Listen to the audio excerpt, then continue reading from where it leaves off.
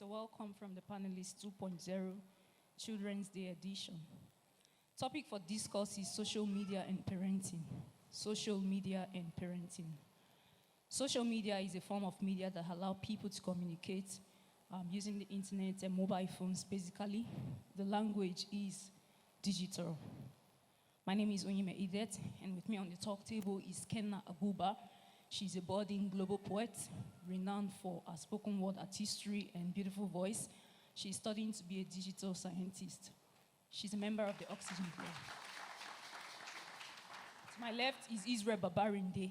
He's a tertiary schooler. He's a professional basketballer and a musical artist. He's also a member of the Oxygen Club. I'm honored. And last but not least is Simi David Hai. She's a professional violinist, a Ukrainian student that survived the ongoing Ukraine war. Tongue in the cheek. She's a Third World War survivor. She's also a member of the Oxygen Club. Social media, like I said, is digital. The language is digital.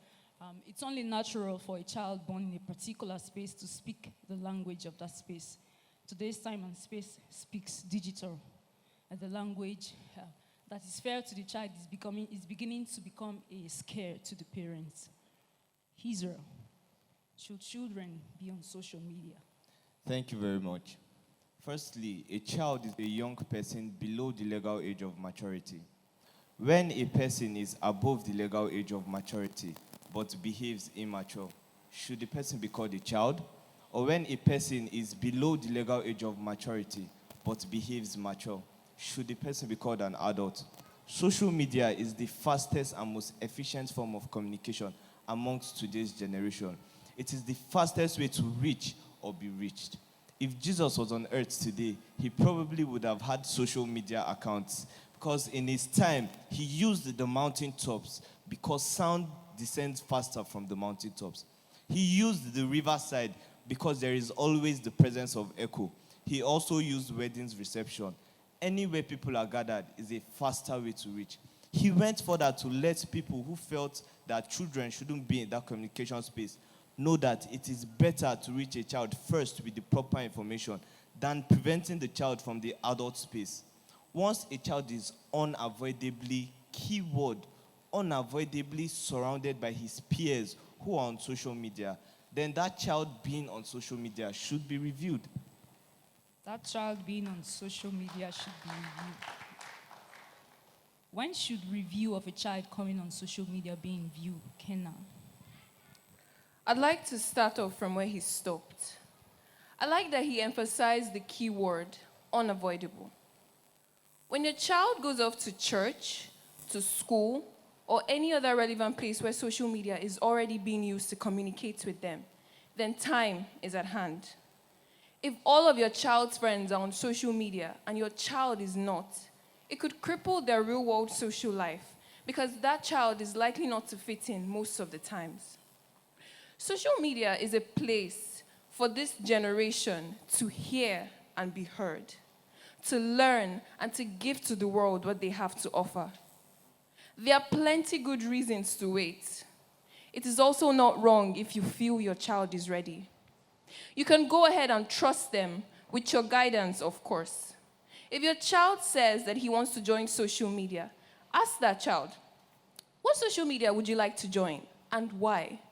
That helps you know more about your child, and it is a way forward.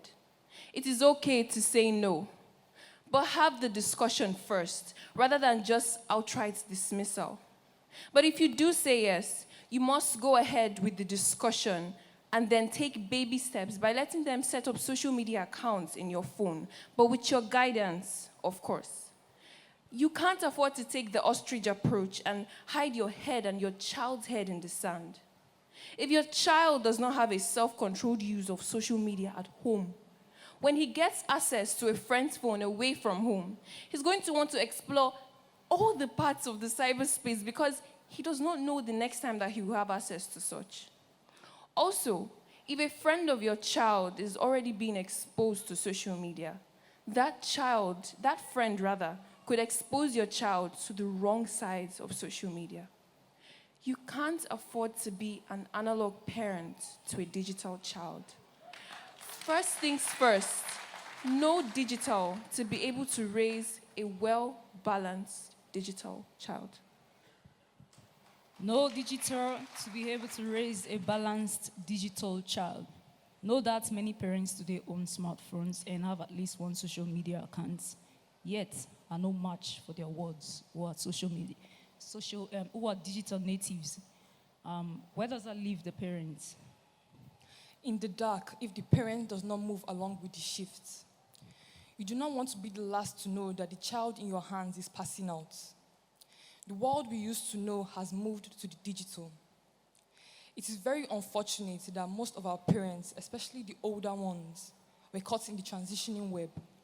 Because one of the things that gives the parents an edge is going through the same thing that the children are experiencing right now. Parents can avert danger from their children by knowing how social media works. It is more risky to prevent them from being on social media or just give them a smartphone to navigate their ways by themselves. The parent should never choose the "they know it better than me" option. Start from somewhere. Ask questions on social media. Google their policies. Find out about the existing social media apps. Most parents are just focused on monitoring their children's WhatsApp, Instagram, and TikTok accounts. But little do they know, their children are also doing bad on the unpopular social media apps that they did not even know existed.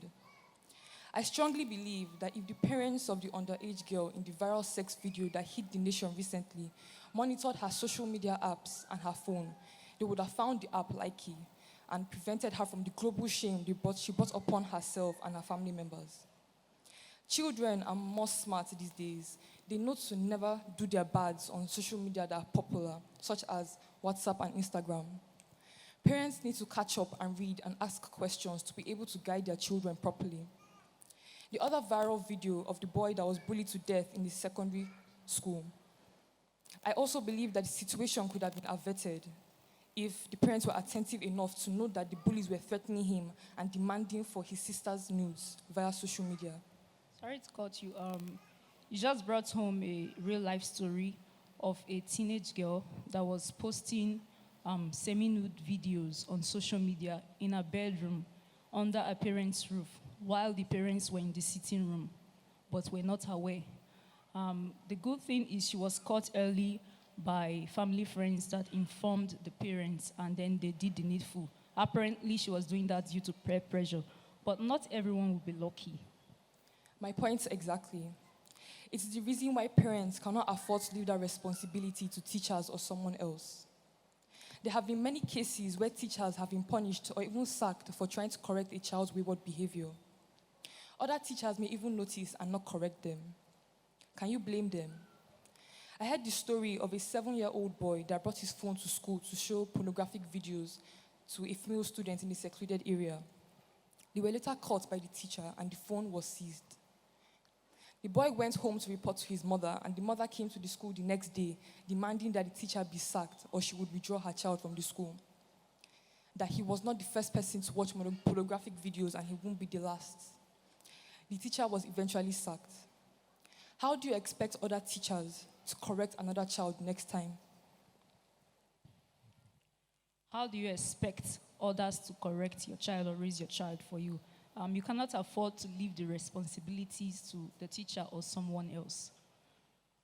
Israel, a parent that is not adept at social media or the digital world wants to know more about the digital world for the safety of their words. Where will you tell such a parent to start from? They should start by reading up and asking questions. Google the various social media apps, their reviews, and the policies on how they work. And if you come across any unfamiliar app on your child's phone, find out what it's about. Learn how to go about the privacy and safety settings on your child account. Learn how to check the history of their online activities. Children are smart these days, they delete it, but learn how to go about it. Get to know more about any unfamiliar website that is on their history or their devices. I'll come back to you quickly. Before I take the big one, I think at this particular point, I want to stress what you guys have given out so far. if I'm not mistaken, you said parents should decide when they are ready. So a parent can decide to start probably close to 20 or early, like in some climes where children of 8, 10 already are using social media. The basic message here is start when you and your child are ready. Take note of the maturity of your child. Is your child really ready? Look at the peculiarities, the environment, because you'll be doing yourself if you say you are preventing your child and then their friends and their environment are already exposing them. You're only hiding yourself.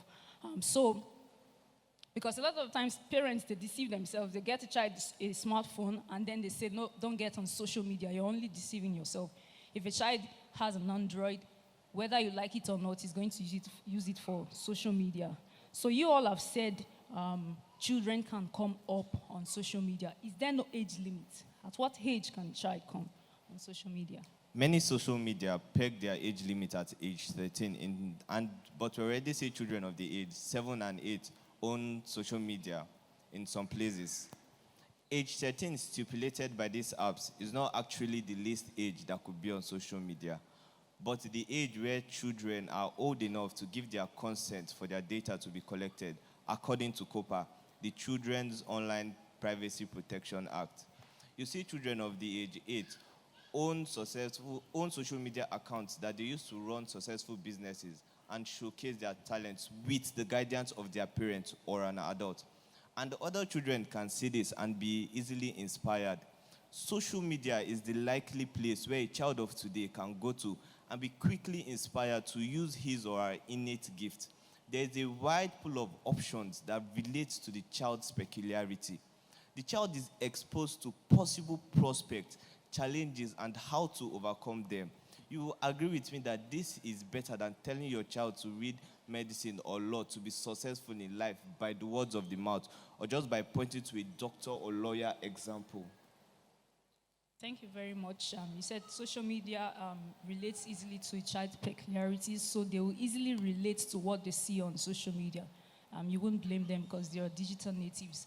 But are there traits, are there characters for parents to look at for in their children to decide if a child is ready or not?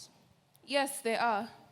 Although at this point, I'd like to stress that if you still feel your child is not ready, then have the final say as the parent.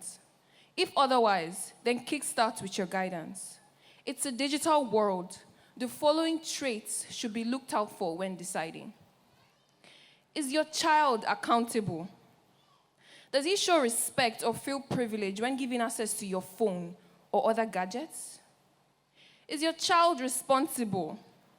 I mean, take responsibility for his actions when he gets in trouble, or does he play defensive and blame others? Is she smart enough to stand up for herself and not be taken advantage of? Is he compliant to rules like do not use your phone during school specified time or turn in your phone at night? Is your child resourceful? Can they think on their feet when faced with challenges and figure out what is needed? Does your child show specific interests in music, art, tech, other passions? For example, is your child into music so that he goes online to connect and learn from others into music rather than just spend hours on irrelevant videos and other activities?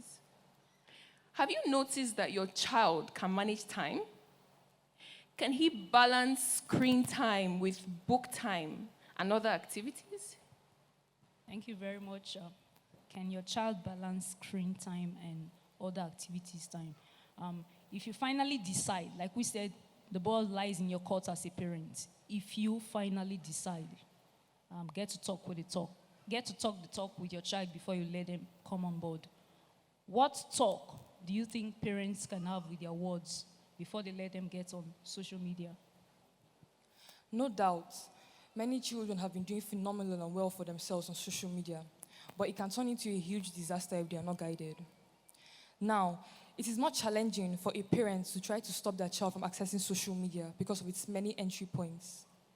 Do what is safe for you and your children. Talk emotional intelligence into them before they go on board. Tell them what is okay to post and what is not. Let them know the internet never forgets, and whatever they post right now can haunt them in the future if they are not guided. They should avoid posting anything unsafe, illegal, or intimate. Teach them empathy. They should learn to weigh the impact of their words on others. Have them develop a thick skin against cyberbullying. They should learn to avoid online strangers, be cautious of offers from online strangers, and learn to spot desperation and immoral traits from online predators. They should never use their real names in online chat rooms. And finally, discuss who is okay to follow and who is not. Their friendship circles should be small and tight for the younger ones. Thank you very much. Thank you, Simi. Thank you, Israel. Thank you, Kenna. Thank you very much, church, for your time. From us, it's a wrap. Do have yourself a good one today.